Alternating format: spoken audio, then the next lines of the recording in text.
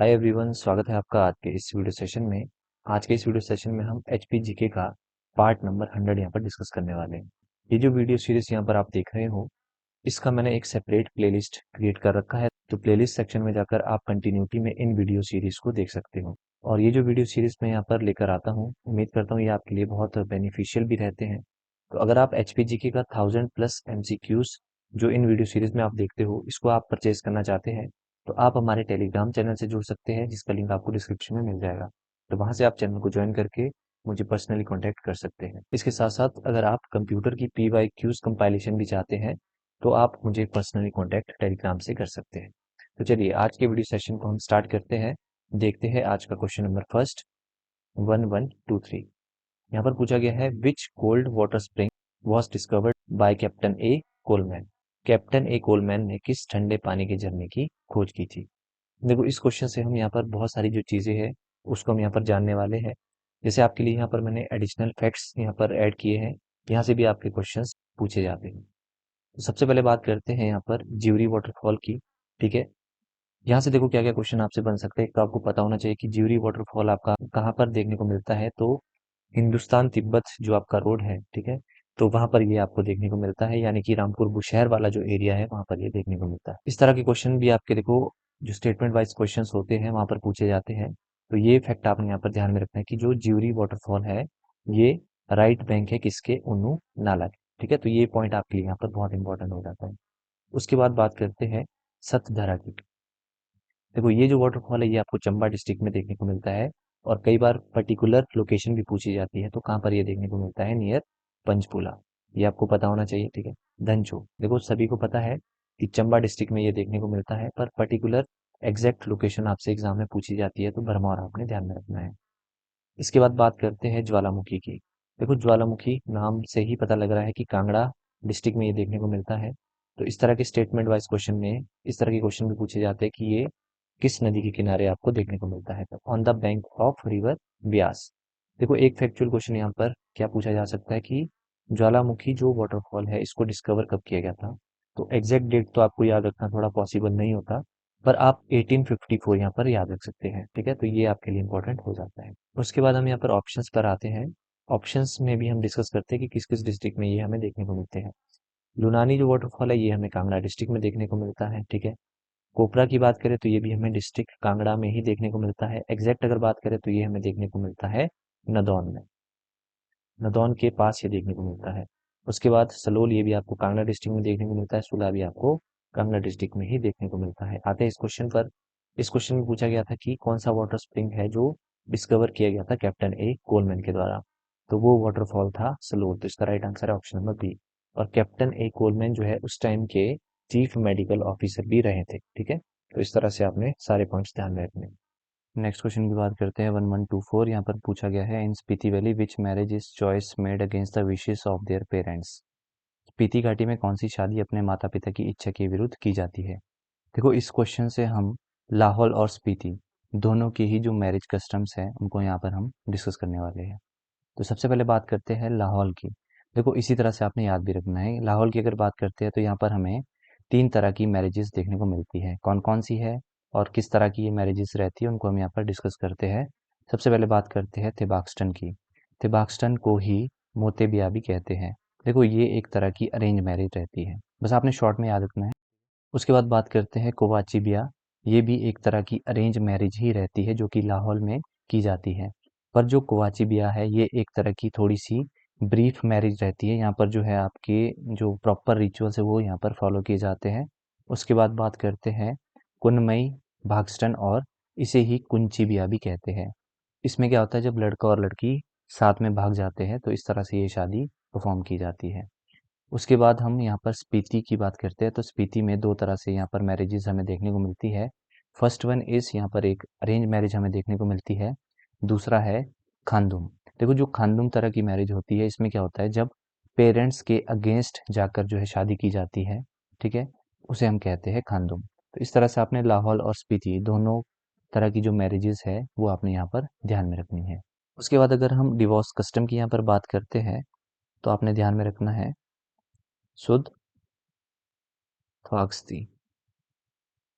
ठीक है, सो थ्वाक्सती ये एक तरह का डिवोर्स सिस्टम रहता है। इसमें किस तरह से डिवोर्स किया जाता है, इसमें सिंपल कोई एक एल्डर व्यक्ति रहेगा, ठीक है, कोई भी बड़ा व्यक्ति रहेगा परिवार का, उसके सामने जो है एक वुलन जो थ्रेड रहता है उसको यहाँ पर ब्रेक किया जाता है, जो सिंबलाइज करता है कि उनका जो मैट्रिमोनियल बॉन्ड है वो एक तरह से यहाँ पर ब्रेक हो गया है, ठीक है। तो ये डिवोर्स सिस्टम भी आपने ध्यान में रखना है। इसी को ही क्या कहते हैं, कुपचाचा, ठीक है। तो कुपचाचा भी आपने ध्यान में रखना है, इसी का ही नाम है। तो आते हैं ऑप्शंस पर। पहला ऑप्शन देखो यहाँ पर क्या है, मोती ब्याह। तो ये मैंने आपको बताया, ये एक तरह की अरेंज मैरिज रहती है जो कि लाहौल में परफॉर्म की जाती है। उसके बाद हमने बात की खानदुम। खानदुम जो है ये स्पीति वैली में परफॉर्म की जाती है और ये पेरेंट्स के अगेंस्ट जाकर ये शादी की जाती है। तो इसका राइट आंसर है ऑप्शन नंबर बी। उसके बाद है कुवांची ब्याह। कुवांची ब्याह भी एक तरह की अरेंज मैरिज है, पर प्रॉपर रिचुअल्स इसमें परफॉर्म किए जाते हैं। उसके बाद हमने पढ़ा था कुनमई भागस्रन या फिर कुंची ब्याह। ये एक तरह की यहाँ पर मैरिज बाय एलॉपमेंट, यानी कि लड़का और लड़की जब आपस में भागकर यहाँ पर शादी कर लेते हैं। तो सारे हमने मैरिज कस्टम यहाँ पर लाहौल और स्पीति के डिस्कस किया, साथ में हमने डिवोर्स सिस्टम भी यहाँ पर डिस्कस किया। नेक्स्ट क्वेश्चन पे मूव करते हैं 1125। Johadji fair, the famous fair of Solan district of Himachal Pradesh, is associated with. Himachal Pradesh के सोलन जिले का प्रसिद्ध मेला जोहड़जी मेला किससे संबंधित है। देखो इस क्वेश्चन से हम यहाँ पर जोहड़जी जो फेयर मनाया जाता है उसके बारे में हम यहाँ पर जानने वाले हैं, ठीक है। कुछ एक एडिशनल पॉइंट्स भी मैंने यहाँ पर ऐड कर रखे हैं, इनको भी हम यहाँ पर देखते हैं। सबसे पहले बात करते हैं कि जोहड़जी फेयर जो है ये कहाँ पर मनाया जाता है। देखो वैसे तो अगर एग्जैक्ट लोकेशन की बात करते हैं तो सोलन और सिरमौर डिस्ट्रिक्ट के बॉर्डर पर ये फेयर जो है सेलिब्रेट ये किया जाता है। पर अगर आप इसको गूगल करेंगे तो वहाँ पर जो है सोलन डिस्ट्रिक्ट मेंशन करके आएगा, ठीक है। तो हम सोलन डिस्ट्रिक्ट ही मान के चलते हैं। जोहड़जी फेयर जो है वो दो कम्युनिटीज मेनली हिंदू और सिख फेयर को यहाँ पर सिंबलाइज करता है, ठीक है। ये भी आपको पता होना चाहिए। अगर बात करें कि इस फेयर को जो है सेलिब्रेट कब किया जाता है, तो एनुअल बेसिस पे इसको सेलिब्रेट किया जाता है in the month of November and December, ठीक है। तो इतना ही आपने इस फेयर से याद रखना है। उसके बाद यहाँ पर सोलन डिस्ट्रिक्ट की बात हो रही है, तो कौन से एडिशनल जो फेयर्स है वो यहाँ पर मनाए जाते हैं, इस तरह से भी आपके क्वेश्चन पूछे जाते हैं कि कौन सा फेयर कहाँ पे मनाया जाता है। तो आपने याद रखना है, एक तो बरी फेयर हो गया, एक बनी फेयर हो गया जो कि सोलन डिस्ट्रिक्ट में मनाया जाता है, और एक शरद पूर्णिमा, ये आपने एग्जैक्ट याद रखना है कहाँ पर मनाया जाता है, कुनिहार में, ठीक है। तो आते इस क्वेश्चन पे, यहाँ पर पूछा गया था कि जो जोहड़जी फेयर है वो किससे संबंधित है। तो वो संबंधित है गुरु नानक देव। तो right answer is option number C. आगे के एमसीक्यूज को डिस्कस करने से पहले मैं आपको बताना चाहता हूँ, हमारी एक एचपी जीके की एमसीक्यू फॉर्म में एक बुकलेट आती है जिसमें आपको 1000+ एमसीक्यूज मिल जाते हैं विद एक्सप्लेनेशन, ठीक है। अगर आप इस पीडीएफ को परचेज करना चाहते हैं तो आप हमारे टेलीग्राम चैनल से जुड़ के मुझे आप वहाँ पे पर्सनली कॉन्टैक्ट करके इसको परचेज कर सकते हैं। इसके साथ साथ हमारी एक कंप्यूटर की PYQ की कंपाइलेशन भी आती है जिसमें आपको 3000+ एमसीक्यूज देखने को मिलते हैं। अगर आप इसको भी परचेज करना चाहते हैं तो आप डायरेक्टली मुझे कॉन्टैक्ट टेलीग्राम से कर सकते हैं। अगला क्वेश्चन है 1126, which of the following is not the tributary river of Giri river of Himachal Pradesh. निम्नलिखित में से कौन हिमाचल प्रदेश की गिरी नदी की सहायक नदी नहीं है। तो यहाँ पर गिरी रिवर की बात हो रही है और आपसे पूछा गया है कि कौन सी जो है गिरी रिवर की यहाँ पर सहायक नदी नहीं है। तो पहले कुछ एडिशनल फैक्ट्स हम जानते हैं, उसके बाद हम आंसर करेंगे। तो सबसे पहले तो आपको पता होना चाहिए कि गिरी रिवर जो है वो किसकी ट्रिब्यूटरी है। तो ये यमुना की ट्रिब्यूटरी है, ठीक है। और ये यमुना को मिलती कहाँ पर है, तो ये मिलती है रामपुर घाट में। पहला पॉइंट तो आपने ये याद रखना है। उसके बाद गिरी रिवर की जो मेन ट्रिब्यूटरीज है वो कौन कौन सी है उसको हम डिस्कस कर लेते हैं। सबसे पहली है यहाँ पर जलाल। देखो जलाल जो नदी है, यहाँ पर आपको क्या क्या एडिशनल पॉइंट्स याद रखने हैं कि जलाल रिवर जो है गिरी नदी में कहाँ पर आकर मिलती है, तो ददाऊ में ये मिलती है जो कि कहाँ पे पड़ता है, बिलो सतीबाग। उसके बाद सेकंड ट्रिब्यूटरी है यहाँ पर नैत और पलार, जो कि कहाँ से राइज करती है, from the southern slopes of Chur peak. अगली है कावल। देखो कई जगह शायद कावल मेंशन होगा और कई जगह शायद जो यहाँ पर कोहल हमें देखने को मिलता है वो भी शायद यही वर्ड है, बस स्पेलिंग का यहाँ पर थोड़ा सा डिफरेंस आ जाता है। तो ये भी किसकी ट्रिब्यूटरी है, गिरी रिवर की। और ये जो रिवर है वो कहाँ से राइज करती है, फ्रॉम द वेस्ट बिलो नेही। तो नेही जगह से ये निकलती है। उसके साथ साथ जो है देखो कुछ स्मॉल ट्रिब्यूटरीज भी हमें गिरी रिवर की देखने को मिलती है जिसमें बजेल स्ट्रीम यहाँ पर इंपॉर्टेंट हो जाती है। तो ये सारे जो एडिशनल पॉइंट्स है वो आपने ध्यान में रखने हैं। अब आते हैं एमसीक्यूज पे। तो जलाल जो है वो भी एक ट्रिब्यूटरी है गिरी की। उसके बाद सेकंड ऑप्शन है यहाँ पे अवा। देखो अवा जो है वो व्यास रिवर की एक सहायक नदी है जो कि कांगड़ा वैली में हमें देखने को मिलती है। तो यहाँ पर पूछा गया था कौन सी ट्रिब्यूटरी नहीं है, तो ये व्यास की ट्रिब्यूटरी है। तो इसका राइट आंसर क्या हो जाएगा, ऑप्शन नंबर बी। और बाकी की जो ऑप्शन है यहाँ पर वो ट्रिब्यूटरी है गिरी रिवर की। चलिए अगले क्वेश्चन की तरफ मूव करते हैं 1127। इंपॉर्टेंट क्वेश्चन है। Who prepared the report of the land revenue settlement of the Kangra district printed in 1874। देखो 1874 में कांगड़ा डिस्ट्रिक्ट के ऊपर एक रिपोर्ट को पब्लिश किया गया ऑन लैंड रेवेन्यू सेटलमेंट। अब यहाँ पर पूछा गया है कि किसने इस रिपोर्ट को यहाँ पर प्रिपेयर किया था। तो इस रिपोर्ट के बारे में कुछ एक एडिशनल पॉइंट्स है जो जानना हमारे लिए इंपॉर्टेंट है। सबसे पहले तो याद रखो कि कांगड़ा के ऊपर जो लैंड रेवेन्यू सेटलमेंट की जो रिपोर्ट है वो कब पब्लिश की गई, 1874 आपने ध्यान में रखना है। किसके द्वारा इसको पब्लिश किया गया, कौन इसका ऑथर था, वो आपके लिए इंपॉर्टेंट हो जाता है, J.B. लायल। ठीक है, तो इसका राइट आंसर भी ऑप्शन नंबर ए हो जाएगा। देखो कुछ एक और एडिशनल पॉइंट्स मैंने यहाँ पर इंक्लूड किए हैं। अगर आप कुछ भी पढ़ते हो तो अगर आपको नई नई चीज़ें सीखने को मिलती है तो मेरे हिसाब से वो चीज़ें आपको ग्रैप्स कर लेनी चाहिए। वैसे ये इंपॉर्टेंट है नहीं आपके एग्जाम प्रोस्पेक्टस से, पर फिर भी आप नॉलेज के लिए इसको याद रख सकते हैं। देखो ये जो रिपोर्ट पब्लिश की गई, ऑथर मैंने बता दिया J.B. लायल। पब्लिशर की बात करते हैं तो इसको पब्लिश कहाँ से किया गया था, सेंट्रल जेल प्रेस से। कब किया गया था, 1874। देखो जो लैंड रेवेन्यू सेटलमेंट के ऊपर रिपोर्ट पब्लिश की गई वो कितने लेंथ का यहाँ पर डॉक्यूमेंट था, तो 261 पेजेस का ये एक बल्कि डॉक्यूमेंट हम कह सकते हैं। 261 पेजेस का ये डॉक्यूमेंट रहा है। तो ये सारे एडिशनल पॉइंट्स आपने ध्यान में रखने हैं। राइट आंसर मैंने बता दिया, ऑप्शन नंबर ए। चलिए अगले क्वेश्चन की बात करते हैं। 1128 यहाँ पर पूछा गया है, where is the BG park also known as defence park located in Himachal Pradesh. देखो ये क्वेश्चन हाल ही में जो आपका HPPSC के द्वारा JEIT का एग्जाम हुआ था वहां पर ये क्वेश्चन पूछा गया था। बीजी पार्क जिसे रक्षा पार्क के नाम से भी जाना जाता है वो हिमाचल प्रदेश के किस स्थान में स्थित है, तो ये सिचुएटेड है चंबा के डलहौजी में। तो इसका राइट आंसर है ऑप्शन नंबर ए। अब यहाँ पर देखो चंबा डिस्ट्रिक्ट की बात हो रही है तो आपके साथ थोड़ा सा KBC खेलते हैं।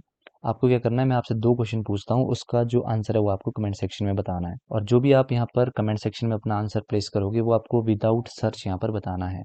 तो आपके लिए फर्स्ट क्वेश्चन है कि चंबा रुमाल को GI टैग का दर्जा जो है वो कब दिया गया। पहला क्वेश्चन आपके लिए ये है। सेकंड क्वेश्चन जो आपको बताना है कि चंबा में एक स्कीम को इंट्रोड्यूस किया गया था, Chamba milk supply scheme. Chamba milk supply scheme, इसको चंबा में कब इंट्रोड्यूस किया गया। तो ये दो क्वेश्चंस के जो आंसर है वो आपको कमेंट सेक्शन में बताना है और विदाउट सर्च ये बताने हैं। जो भी पर्सन इसका राइट आंसर देगा उसका जो कमेंट है उसको मैं हार्ट से यहाँ पर लाइक कर दूंगा, तो आप समझ जाइएगा कि राइट आंसर क्या है। तो कमेंट आपको जरूर करना है अगर आपको इसकी नॉलेज है। चलिए अगले क्वेश्चन की तरफ मूव करते हैं। 1129। देखो ये वाला क्वेश्चन जो है वो इस बार HS में पूछा गया था। ठीक है, तो HS 2025 का ये क्वेश्चन है और देखने में जितना इजी लगता है उतना इजी ये क्वेश्चन है नहीं, तो इसके चांसेस है किसी और एग्जाम में आने के, तो इसको हम अच्छे से यहाँ पर समझ लेते हैं। इस क्वेश्चन में आपको दो स्टेटमेंट्स गिवन थी और आपको यहाँ पर ऑप्शंस मेंशन थे, बताने थे कौन सी स्टेटमेंट करेक्ट है या फिर इनकरेक्ट है। तो चलिए पहली स्टेटमेंट हम रीड करते हैं। यहाँ पर बोला गया है स्टेटमेंट 1 में कि tehsils were divided into waziris and waziris into phatis या फिर फाती। अब देखो ये जो प्रोनाउंसिएशन है या तो इसको फाटी कहेंगे या फिर फाती कहेंगे। ठीक है, तो कुल्लू वासियों से मैं पहले ही यहाँ पर क्षमा याचना करता हूँ कि प्रोनाउंसिएशन मेरा गलत हो सकता है, पर आपको यहाँ पर मेन जो है वो इन्फॉर्मेशन से मतलब है। तो सबसे पहले एडमिनिस्ट्रेटिव स्ट्रक्चर जो है कुल्लू डिस्ट्रिक्ट का वो किस तरह से रहा वो हम यहाँ पर समझ लेते हैं। देखो सबसे पहले जो है टॉप पर जो है वो राजा ही आते थे, वो आप सभी को पता है। राजा के अंडर जो है वो प्राइम मिनिस्टर काम करता था, जिसे चौंतरा वजीर भी कहा जाता था। अब ये जो यहाँ पर प्राइम मिनिस्टर रहता था, ठीक है, इसके अंडर वेरियस सिविल गवर्नर्स काम करते थे जो अलग अलग वजीरीस यहाँ पर देखते थे। ठीक है, तो राजा का सबऑर्डिनेट कौन हुआ, प्राइम मिनिस्टर। प्राइम मिनिस्टर का जो सबऑर्डिनेट है आगे वो कौन होते थे, सिविल गवर्नर्स। यानी कि जो सिविल गवर्नर्स है वो सीधा रिपोर्टिंग किसको देते थे, प्राइम मिनिस्टर को, और प्राइम मिनिस्टर किसको देता था, राजा को। तो इस तरह से जो एडमिनिस्ट्रेटिव स्ट्रक्चर है वो चलता था।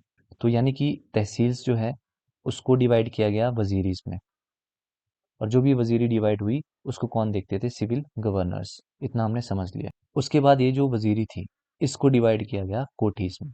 अब एक कोठी के अंदर जो है वो 2 से 3 फाटीज रहती थी। ठीक है, तो यहाँ पर जो स्ट्रक्चर है वो इस तरह से लिखता हूँ मैं, कोठी, कोठीज के अंदर जो है अलग अलग फाटीज रहती थी या फिर फाटी रहती थी। अब हर एक फाटी के अंदर अलग अलग विलेजेस में इसको डिवाइड किया गया। ठीक है, जैसे ये फाटी है इसमें अलग अलग विलेजेस रहेंगे, वो डिपेंड करता था ऑन पॉपुलेशन डेंसिटी। अलग अलग डेंसिटी के हिसाब से अलग अलग जो विलेजेस है वो डिवाइड किए जाते थे फाटीज के। जैसे ये भी फाटी है, ये भी फाटी है, ये भी फाटी है। ठीक है, तो इसमें अलग अलग विलेजेस रहेंगे।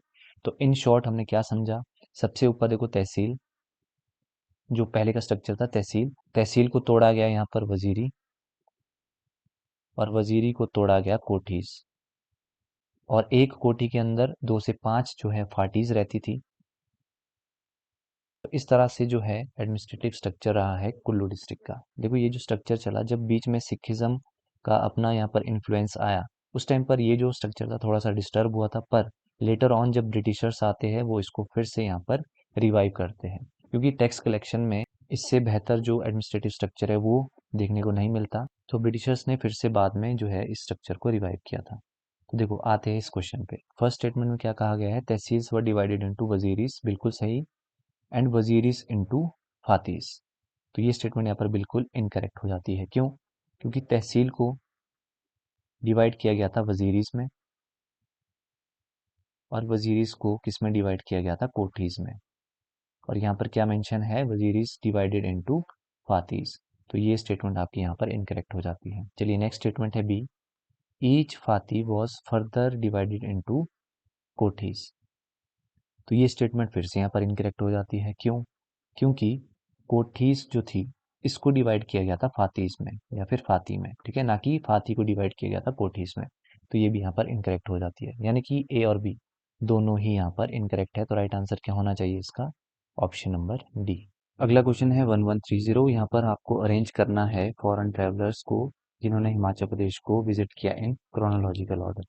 ठीक है, तो एक बार मैं आपको यहाँ पर डिटेल में एक बार हम रिवीजन कर लेते हैं कि कौन कौन से यूरोपियन ट्रैवलर्स जो है हमें देखने को मिलते हैं। ठीक है, तो शॉर्ट में ही मैं यहाँ पे स्पेलिंग्स को लिखूंगा, और आपने इसी तरह से इसको यहाँ पर कॉपी भी कर लेना है या फिर अपने नोट्स में ऐड कर लेना है। देखो सबसे पहले आए थे विलियम फिंच, शॉर्ट में मैं लिख रहा हूँ विलियम फिंच, और थॉमस कोरियाट। ये दोनों जो थे वो at the time of Aurangzeb इन्होंने विजिट किया था। सेकंड नंबर पे आने वाले थे फॉस्टर, और इसका टाइम पीरियड भी हमारे लिए इंपॉर्टेंट है, 1783। उसके बाद थर्ड नंबर पे आए थे जेबी प्रेसर, ये आए थे 1815 में। उसके बाद आए थे अलेक्जेंडर गेरार्ड, ये आए थे 1817 और 18 के आसपास। ठीक है, फिफ्थ नंबर पर आने वाले थे विलियम मूरक्राफ्ट, 1820 से 22 इनका टाइम पीरियड है। उसके बाद सिक्स नंबर पे याद रख लो कैप्टन मंडे, कैप्टन मंडे।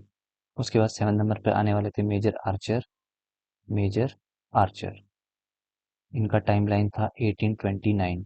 ठीक है, और मंडे का याद रख लो 1829 में ही ये भी आए थे। ठीक है, तो दोनों का सेम यहाँ पर टाइम पीरियड है। एट्थ नंबर पे आए थे ह्यूगल, ठीक है, ये आए थे 1835 से 39 इनका टाइमलाइन है। उसके बाद है फॉस्टर, देखो पहले सिंपल फॉस्टर थे, नाइन्थ नंबर वाले जो थे ये थे जॉर्ज फॉस्टर, जॉर्ज फॉस्टर। ठीक है, उसके बाद जीटी विग्ने, जीटी विग्ने। उसके बाद 11th नंबर पे आए जेसी डेविडसन, जेवी डेविडसन, और 12th नंबर पे एपीएफ हार्कोट, एपीएफ हार्कोट। बहुत जगह आपको ये नाम देखने को मिलता है। ठीक है, तो ऑप्शंस में फटाफट से रिवाइज करते हैं। यहाँ पे पहले नंबर पे है कैप्टन मंडे, ये आए थे 1829। जेबी फ्रासर, ये आए थे 1815 में। उसके बाद है बैरन ह्यूगल, देखो बैरन ह्यूगल जो था इनका टाइमलाइन था 1835 से 39। उसके बाद है अलेक्जेंडर गेरार्ड, ये आया था 1817 से 18 इनकी टाइमलाइन है। तो करेक्ट क्रोनोलॉजिकल ऑर्डर आपका क्या बनता है, 3, 4, 1 एंड 2, 3, 4, 1, 2। तो इसका राइट आंसर क्या हो जाएगा, ऑप्शन नंबर बी। तो इस तरह से सारी जो यूरोपियन ट्रैवलर्स की टाइमलाइन है और सीक्वेंस है आपको यहाँ पर डिटेल में याद होना चाहिए। अगले क्वेश्चन पे मूव करते हैं 1131। ये वाला क्वेश्चन भी HPPSC के द्वारा इस बार का जो HS एग्जाम था वहां पर पूछा गया था। इसमें क्या पूछा गया है, who among the following was not the vice president of the Himalayan hill state सब रीजनल काउंसिल। तो यहाँ पर पूछा गया है कि हिमालयन हिल स्टेट सब रीजनल काउंसिल जो थी उसका इनमें से कौन वाइस प्रेसिडेंट नहीं था। तो एक बार हम फटाफट से इसको देख लेते हैं। देखो स्टार्टिंग में Himalayan hill state regional council हुआ करती थी, लेटर में कुछ एक मेंबर्स जो थे इलेक्शन को लेकर इसमें डिस्प्यूट होता है, और वो एक अलग ग्रुप हिमालयन हिल स्टेट सब रीजनल काउंसिल को बनाने की यहाँ पर बात करते हैं। वो थोड़ा सा डीप कॉन्सेप्ट है जिसमें हम बात करते हैं प्रो मर्जर ग्रुप की। थोड़ा सा मैं शॉर्ट में बता रहा हूँ, प्रो मर्जर ग्रुप इसमें ये जो Himalayan hill state regional council थी वो इसमें ब्रेक होती है, प्रो मर्जर ग्रुप और प्रो कॉन्फेडरेशन ग्रुप। ठीक है, इन दो में ये जो रीजनल काउंसिल है वो टूटती है। ठीक है, पर हम यहाँ पर बात कर रहे हैं सब रीजनल काउंसिल की, तो हम उसी पर ही टिके रहते हैं। तो इन शॉर्ट याद रखो, Himalayan hill state regional council हुआ करती थी, उसमें कुछ डिफरेंसेस होने के कारण जो है सब रीजनल काउंसिल की यहाँ पर फॉर्मेशन की जाती है, जिसके जो प्रेसिडेंट है वो डॉक्टर वाई एस परमार को बनाया जाता है, और इसके जो सेक्रेटरी थे वो थे पंडित पदम देव। ठीक है, इसमें जो वाइस प्रेसिडेंट है वो कौन कौन थे, तेज सिंह निदादक, लीला दास वर्मा और एस आर चंदेल यानी कि सदाराम चंदेल, ये इसमें वाइस प्रेसिडेंट नियुक्त किए गए। और यहाँ पर जिक्र हो रहा है शिवानंद रमौल जी का, ये जो है Himalayan hill state regional council के जॉइंट सेक्रेटरी रहे थे। ठीक है, तो ये सारे पॉइंट्स आपके लिए इंपॉर्टेंट है। तो इन ऑप्शंस में कौन वाइस प्रेसिडेंट नहीं रहा, तो वो व्यक्ति थे शिवानंद रमौल जी। ठीक है, ये तीनों जो थे वो वाइस प्रेसिडेंट रहे थे। अगले क्वेश्चन पे मूव करते हैं 1132। यहाँ पर पूछा गया है, match the representative of princely hill states who participated as their representative of population for the constitution of Himachal Pradesh into a single state. Himachal Pradesh को एक राज्य बनाने के लिए जनसंख्या के प्रतिनिधि के रूप में भाग लेने वाले पहाड़ी रियासतों के प्रतिनिधियों का मिलान करें। तो एक लिस्ट में आपके पास यहाँ पर रिप्रेजेंटेटिव का नेम गिवन है, और सेकंड लिस्ट में आपके पास name of princely state given है। आपको यहाँ पर करेक्ट मैच बताना है। देखो, सूरत राम प्रकाश जो थे, इन्होंने कहाँ से पार्टिसिपेट किया था, ठेयोग से। ठीक है, हीरा सिंह पाल जो थे, इन्होंने भज्जी से पार्टिसिपेशन दी थी। उसके बाद है भास्कर नंद, इन्होंने पार्टिसिपेट किया था बघाट से। और सैलिग्राम टेक्टा जी जो है, ये जुब्बल से इन्होंने प्रतिनिधित्व किया था। तो इसका करेक्ट सीक्वेंस होना चाहिए 4, 2, 3, 1। तो इसका राइट आंसर क्या हो जाएगा, ऑप्शन नंबर बी। तो यहीं तक ही इस वीडियो सेशन को रखते हैं। उम्मीद करता हूँ वीडियो सेशन आपको पसंद आया होगा। अगर आपको वीडियो सेशन पसंद आया है तो कमेंट सेक्शन में कमेंट करके अपना रिव्यूज या फीडबैक ज़रूर दें। और अगर आप HPGK की बुकलेट को परचेज करना चाहते हैं या फिर कंप्यूटर के PYQs को परचेज करना चाहते हैं, तो आप हमारे टेलीग्राम चैनल से जुड़ सकते हैं, जिसका लिंक आपको डिस्क्रिप्शन में मिल जाएगा। तो वहाँ से आप चैनल को ज्वाइन करके मुझे पर्सनली कांटेक्ट कर सकते हैं। तो मिलते हैं नेक्स्ट वीडियो में कुछ नए क्वेश्चंस के साथ। Till then, bye bye.